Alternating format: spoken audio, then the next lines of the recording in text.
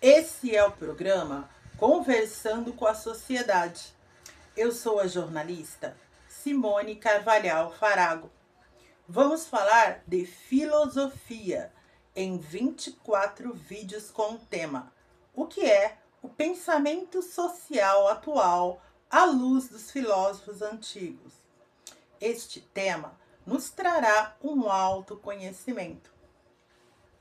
Estamos aqui e continuamos essa jornada com o médico psiquiatra, historiador com mestrado em antropologia e com licenciatura plena de filosofia, Hélder Farago, aonde a filosofia será o foco deste estudo, embora ele use de todas as matérias para entendimento desse foco. Neoplatonismo de Agostinho. Vamos começar comparando o que o neoplatonismo de Agostinho tem a ver com as ideias de Aristóteles, pois este foi discípulo de Platão. Porque o neoplatonismo se deu na Idade Média, enquanto Aristóteles ensinou na Grécia Antiga, embora suas ideias tenham atravessado os séculos. Então, Agostinho, que absorveu as ideias de Aristóteles e era padre medieval, também criou o neoplatonismo, com certeza ligando as ideias dos dois em uma maneira só de pregar. Vamos observar como foi essas influências ideológicas. Bem, a ética nicômaco de Aristóteles, as virtudes, uma vida virtuosa e uma vida virtuosa em comum com os outros, de igual modo, como vimos, são um meio termo, um equilíbrio e não uma radicalização, preconizando a temperança. Então, essa boa medida, agora com o neoplatonismo de Agostinho, vai caracterizar-se na noção de que uma vida virtuosa é de acordo com a prática da palavra de Deus, de acordo com as escrituras sagradas. Agostinho tinha um dos maiores volumes de interpretação dos evangelhos como guia para os seus estudos. E o que foi o neoplatonismo?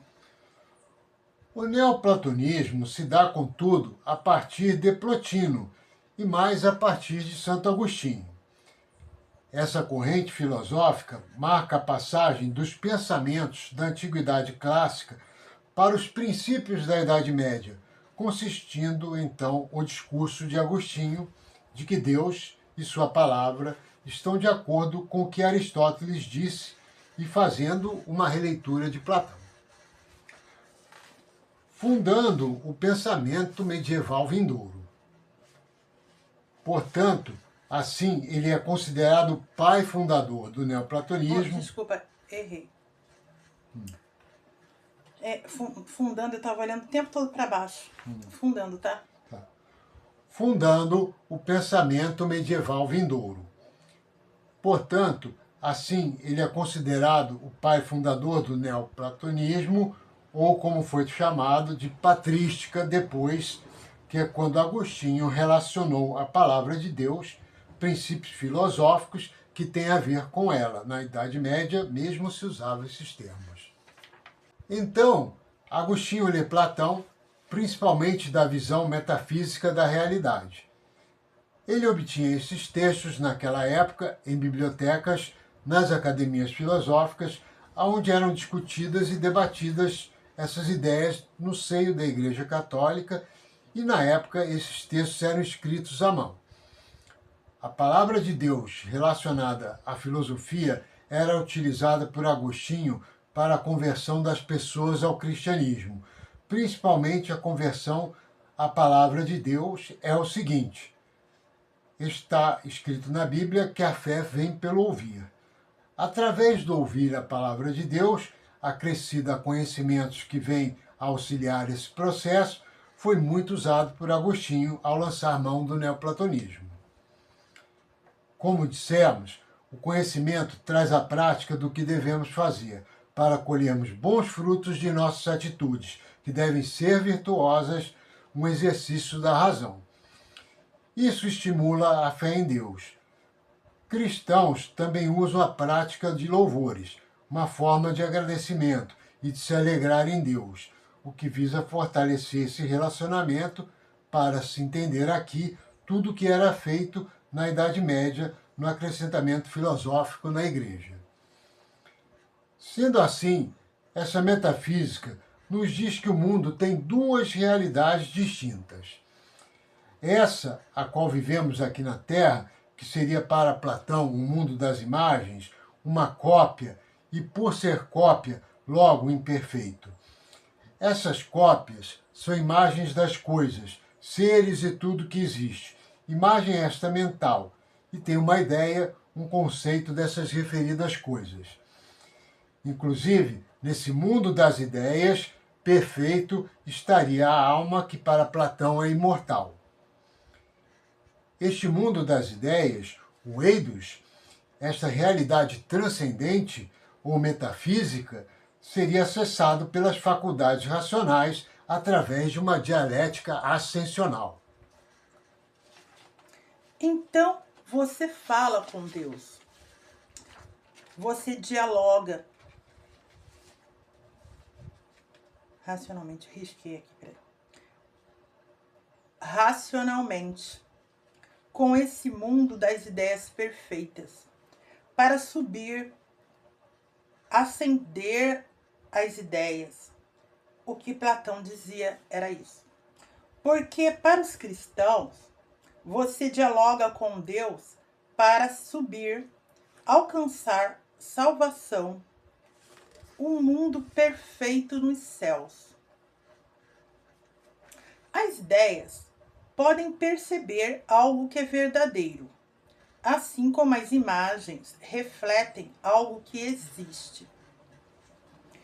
Então vemos aqui que não só os filósofos gregos prepararam ao caminho da pregação de Jesus, por suas ideias terem feito parte de sua educação, seu Dasein, sua bagagem, continuam através dos séculos, auxiliando seu entendimento na pregação dos sacerdotes, das pessoas umas às outras. E como Agostinho usufruiu disso na época dele e nos deixando o legado do neoplatonismo? Bem, Agostinho vê que o Pai Eterno, ou seja, Deus, é a ideia mais perfeita que existe. E ascender a essa ideia de Deus é conhecer a verdade última. E ele passa isso para as pessoas dentro da Igreja Católica também e na sua pregação. Para ele, Deus é a finalidade última do ser humano e ele passa isso adiante também. E do que mais se compõe o neoplatonismo? Outro grande ponto importante, influenciado pelos escritos de Platão, é que o caminho do conhecimento é um processo no qual a pessoa se transforma, se converte a Deus, e aí então conhece a verdade e o bem. E que para isso é preciso trilhar um caminho de leitura, como também meditativo e contemplativo. Baseado nessa atitude de leitura, meditação e contemplação, Agostinho vai dizer que é necessário o estudo dos filósofos e, mais importante ainda, o estudo das escrituras sagradas. Meditar e contemplar faz parte da natureza humana. Nos traz riqueza de ideias, quando o foco é positivo. Quando se pensa durante o ato, coisas boas. Peraí.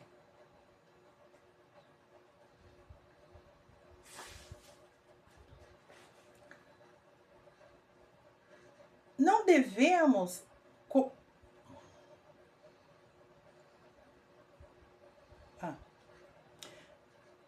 abandonar no tempo corrido de hoje essa prática, sempre separando um tempo para meditação no dia. Na Bíblia, Deus diz que o reino dos céus é tomado por esforço. Esforço para ouvir, que pode ser ler, praticar, e essas práticas de Platão também se fazem necessárias.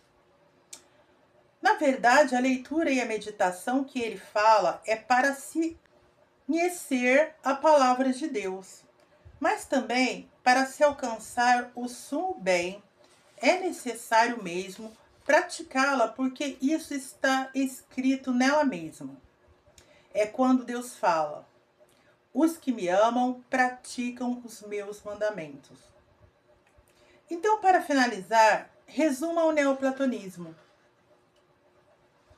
O resumo do neoplatonismo é que ele diz que Deus é fonte suprema de perfeição e realidade, de onde tudo se emana, mas também uma maneira de se passar essa palavra de Deus associada à filosofia e às ideias de Platão, muito praticada por Agostinho. E essa imanência acontece como? O universo é criado por um processo ou transbordamento contínuo de Deus, criando níveis de realidade cada vez menos perfeitos que aqui na Terra. Então a salvação que é no céu seria níveis de realidade perfeitos. É importante denotar que o neoplatonismo, muito utilizado por cristãos, entende o mal como ausência de Deus, como também para Agostinho. Fazer a cara bonita. O neoplatonismo, então, conectou a filosofia à teologia. Falaremos no próximo programa de François Chatelet.